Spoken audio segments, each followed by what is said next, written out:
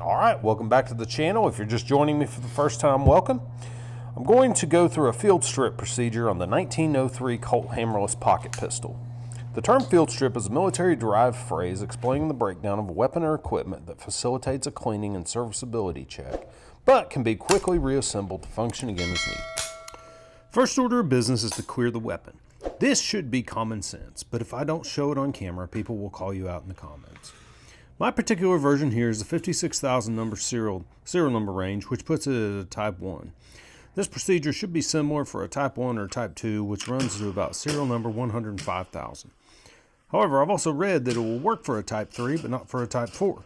The reason for all this confusion is the piece in front of the slide that wraps around the barrel. This is known as a barrel bushing. Somewhere along the way, Colt omitted this piece in manufacturing, compensated by modifying the barrel. If your pistol has this piece known as a barrel bushing, this video is for you. If not, attempt this at your own risk or make a visit to your local gun shop to consult an expert's advice. On the right front of the slide is a line with an arrow pointing towards it. What is supposed to happen here is the forward lip of the frame is supposed to even up with this line. This is important in the disassembly process. I found the best way to do this is to put your index finger in the trigger guard and press the front of the slide with your thumb. Next, turn the barrel 90 degrees. Once you've made the turn, with a little tug, the slide should come right off the frame.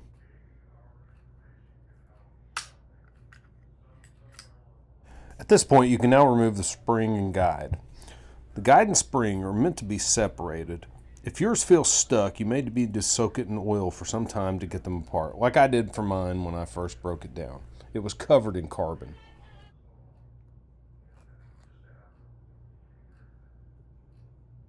All right, back to the slide.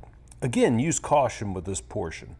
The later models have an internal bushing with the barrel.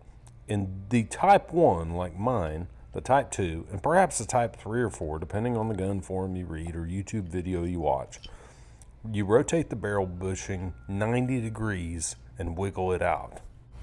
As for the barrel, rotate it back 90 degrees and it should come out. For reassembly, just do everything in the reverse order. At the end of this video, I'll talk a little bit about cleaning it and taking care of the different components. I presume that a viewer wants to see the meat and potatoes of this operation, so I put the disassembly first. Early on, when I cleared the firearm, you may have noticed a malfunction with the grip. If you've seen my range video, I explained this. When I bought the gun, it had a small crack in the grip. After the first range trip, the crack worsened and a piece of the grip came off.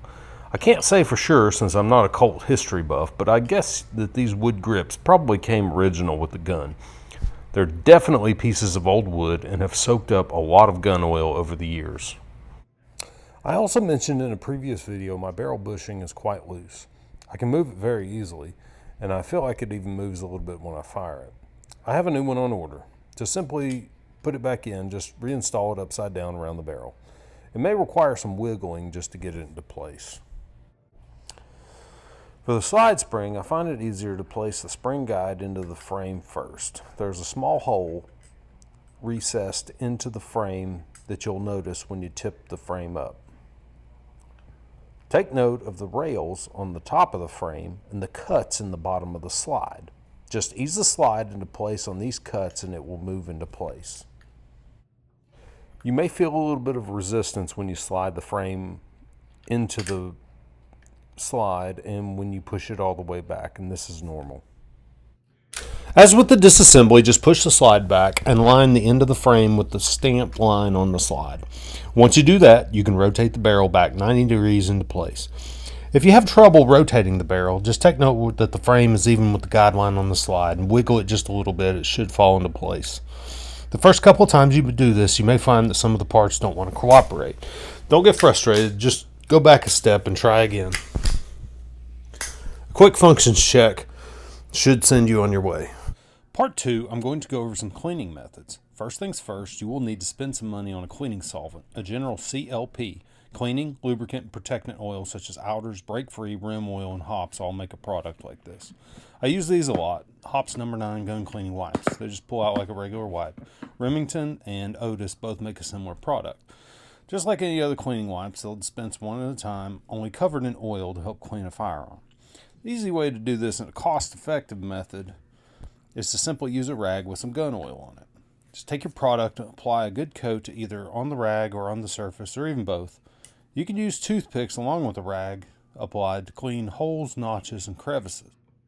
Other handy options are pipe cleaners or Q-tips. Q-tips work well because of the white cotton will reflect how much residue, oil, and other grime you're cleaning off, how much is left after you wipe it down. As for the barrel, you want to clean all of the external surfaces the same way, with a rag or cleaning wipe soaked in a little bit of oil. The inside of the barrel, known as the bore, with a little help, needs the same thorough cleaning as well. You will have to buy a cleaning rod, something that will fit a patch all the way down the bore. Don't just use a stick or something that you have lying around. Buy an approved, made for this purpose product.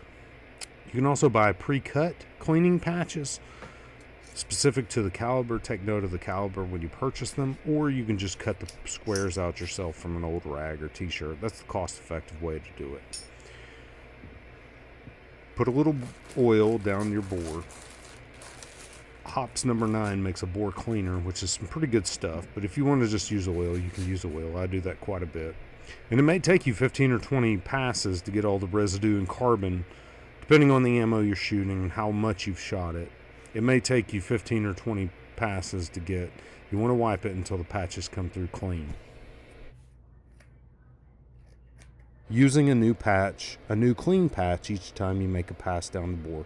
Here you can see I just used my pair of kindergarten scissors to cut out the patches myself, and it works just as well as the pre-cut ones made from the factory. Just follow this video as a guideline. This is not the way, this is a way. Do what you need to do for your own weapon until you feel comfortable with it. And as the last step, as you reassemble it, I always put a little bit of oil on the moving parts, especially these older guns, just like my 25s, my older guns, my 45, my 1911. They all need just a little bit of oil on the moving parts to work freely and make sure that they're in pristine condition. So thanks for watching. Thanks for coming by. I'll see you in the next one.